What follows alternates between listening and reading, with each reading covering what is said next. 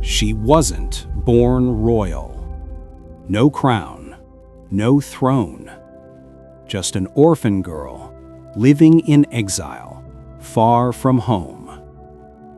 A stranger in the world's most powerful empire. Yet unseen by men, she was chosen by God. Not for beauty alone, but for divine purpose, hidden behind palace walls.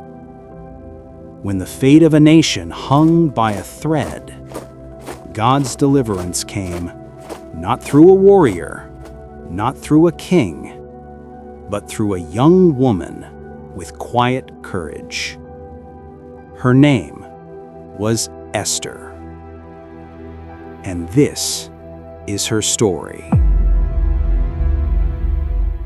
In the days of King Xerxes, the Persian Empire stretched from India to Ethiopia, a kingdom of wealth, arrogance, and power.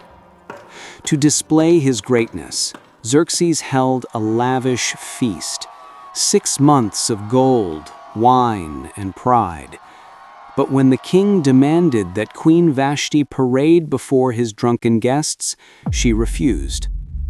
Her courage cost her the crown, and she was banished. Yet behind that loss, God's unseen hand began to move. A new search would begin for a queen who had no idea she'd been chosen. Across 127 provinces, royal messengers gathered young women to find the next queen of Persia. Among them was Hadassah, a Jewish orphan known by her Persian name Esther. Raised by her cousin Mordecai, she learned humility, patience, and faith. When her turn came to stand before the king, Esther entered not with pride, but with grace. And when Xerxes saw her, he was captivated. The crown that once symbolized pride was placed upon the head of an exile. None knew her secret. She was a Jew, but heaven knew. And the story had only just begun. Outside the palace, Mordecai kept watch by the gate. One day, he overheard 2 guards whispering in anger, plotting to kill the king.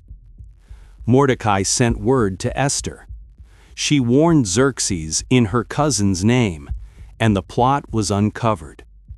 The conspirators were executed, and Mordecai's loyalty recorded in the royal book, but no reward came. Still, God was writing a story that would soon unfold. Soon after, a man named Haman rose to power beside the king. He was proud, cruel, and hungry for worship. When Mordecai refused to bow, pride turned to hatred. Haman plotted not just against one man, but against all the Jews of the empire. A decree was sealed. Every Jew would die. As fear spread through Susa, God's hidden queen was already in place. When Mordecai learned of the decree, he tore his clothes, wept in ashes, and sent word to Esther. Go to the king, plead for your people. But Esther trembled. No one may approach the king uninvited. The punishment is death. Mordecai's reply was firm yet full of faith. Who knows? Perhaps you were made queen for such a time as this. With courage rising, Esther said, "Then gather the Jews. Fast for me for 3 days. I will go to the king, and if I perish, I perish." And so began a queen's quiet revolution of faith.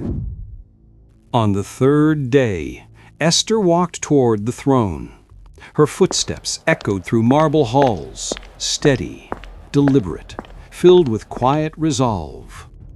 The golden scepter rose before her, a silent sign that her life had been spared. In that still moment, fear gave way to faith. Later that day, Esther arranged a royal banquet. Servants moved quickly as she directed every detail: the wine, the table, the setting. Her actions were calm, but her purpose was clear.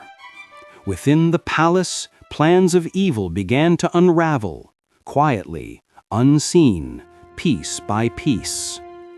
Through wisdom and courage, Esther set in motion the first step of deliverance. What began as obedience would soon change the fate of a nation. That night, the palace could not rest. Torches flickered in quiet corridors as the king, unable to sleep, called for the royal records. A forgotten name surfaced: Mordecai, the man who had once saved his life. While pride plotted destruction in secret, justice was already being written into motion. By morning, the proud were humbled. The man once condemned to die was led through the streets in honor. The city watched in disbelief as power shifted in a single day. The halls that once echoed with arrogance now whispered of justice restored. The tide had turned, and unseen providence guided every step toward what was to come. The second banquet began beneath golden lamps and quiet tension. Esther stood firm as truth came to light. Hidden corruption was exposed, and the schemes that threatened her people collapsed under the weight of justice. By sunset, the gallows built for another became the end of its maker. Yet even as darkness fell, one decree remained, a law that could not be undone. Once again, Esther approached the throne, not for herself, but for her people. A new decree was written, a call to stand, to defend, to live. When the appointed day arrived, the hunted became the victorious. What was meant for death became deliverance. From despair came redemption, a nation restored through the courage of one heart. In the years that followed, the people celebrated a new tradition, Purim. Streets filled with laughter and songs of remembrance. A day once marked by sorrow became a festival of joy. Esther and Mordecai were honored, not for power, but for action. They stood when silence was easier. Their courage outlived their reign, echoing through generations. No miracle split the sea, no fire fell from heaven, but a nation was saved through faith in motion. Even when God seemed silent, His hand never left the story. And perhaps you too were placed where you are for such a time as this. Because courage still changes destinies, and faith still turns endings into new beginnings.